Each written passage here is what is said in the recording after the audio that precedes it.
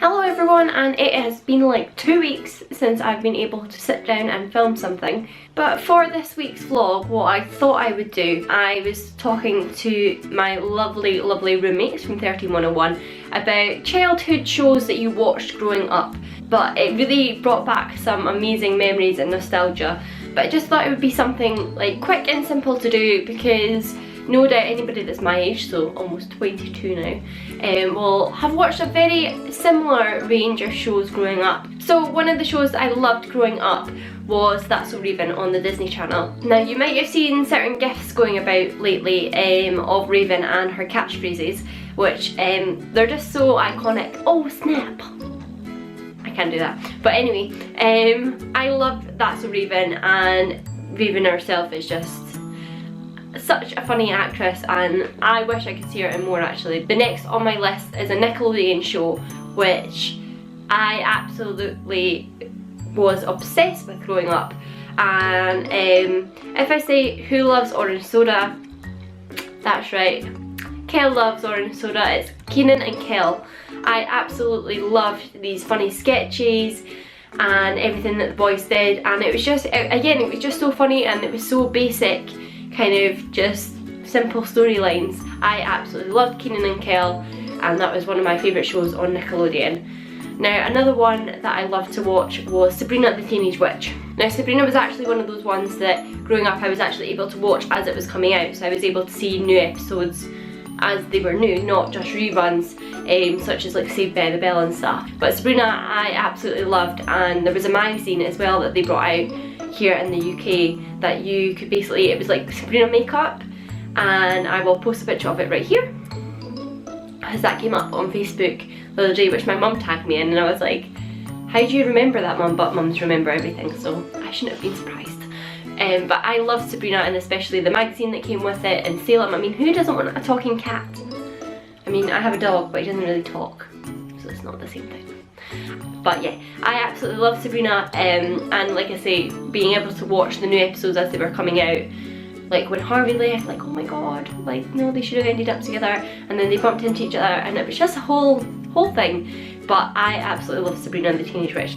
Now the next one on my list is not actually a fictional show. This is called 50/50, and it was a game show in which your like school or class could go up against another school or class from across the country, and I really wanted to be on 50/50 because like you had to go through all these obstacle courses, and it looked so much fun to do, and it was a lot of fun to watch because you were watching people that were your age. Now I actually ended up going to uni with somebody who then said that he was on 50/50 once, and I was like, I am so jealous of you right now. Next one is Powerpuff Girls. Yes, some serious like girl power sort of thing, and I don't mean the Spice Girls. Powerpuff Girls were the bomb. Like come on, they were little girls that had superpowers because their dad had made them. I mean, that is just an ideal world. Like they could like punch and kick and stand up for themselves, and it was just a lot of fun to watch, and they were all colour coded as well, as a lot of things were, I realised, colour coded. I don't know if that's just a way that it made them easy to tell apart or what, but I loved the Powerpuff Girls, and I was not the only one, as I've seen in my conversation with the girls. So next up is Dexter's Laboratory. Again, like what is it? Cartoon Network had some of the best shows in the early noughties / late 90s. Like what has happened to those shows? And they were all kids as well who could do like amazing things. That obviously just appeals to children because they're like, yes, I wish I could have my own laboratory and make special powers and all this kind of stuff. But it's the ones that's the ones that you forget. It's like, it's something so simple. But Dexter's Laboratory, I loved watching. It's making me really want to go watch all these shows talking about it. Now, I said I was going to go down my list in order so that I kept myself right, but whilst we're on this theme of Cartoon Network, I will skip and say Cat Dog. So Cat Dog was one that I'd actually forgotten about. One of the girls like put, oh, does anybody remember Cat Dog? And I was like, that rings a bell, so I googled it and then found this image. And I was like, oh my god, yeah, how could anybody forget about Cat Dog? It was a cat and a dog stuck together. Now that is the best combination of a pet, I think. I loved Cat Dog, now remembering it. And if you had forgotten about it, and that picture just like went boom, then yes, you're not alone, don't worry. We all forgot about Cat Dog. Don't feel bad about it. Now, I said I was skipping out a couple because they kind of go with each other, and it's The Amanda Show and Drake and Josh. So let's go to The Amanda Show first because that came first.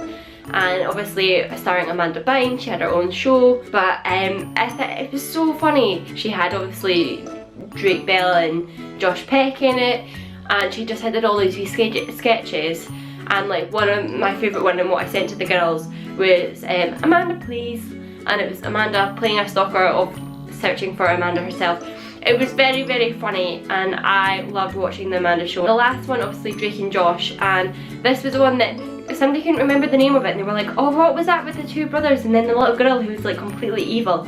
Yes, that was Drake and Josh, and then their little sister Megan. And Drake and Josh was another one that kind of, if you'd have watched The Amanda Show, you kind of then followed on Drake and Josh. And it was really funny watching it, like the whole series kind of growing up, because they grew up so much at the same time you were kind of growing up. So it was a nice thing again to watch and see the changes. That is my very quick, hopefully, list of shows that I watched growing up that people my age would have watched up in the late 90s, early noughties. If you have any additions of ones that I've missed out and you can't believe that I've missed out, then please put them in the comments below because I would love to reminisce with you, and I will see you very soon. Bye!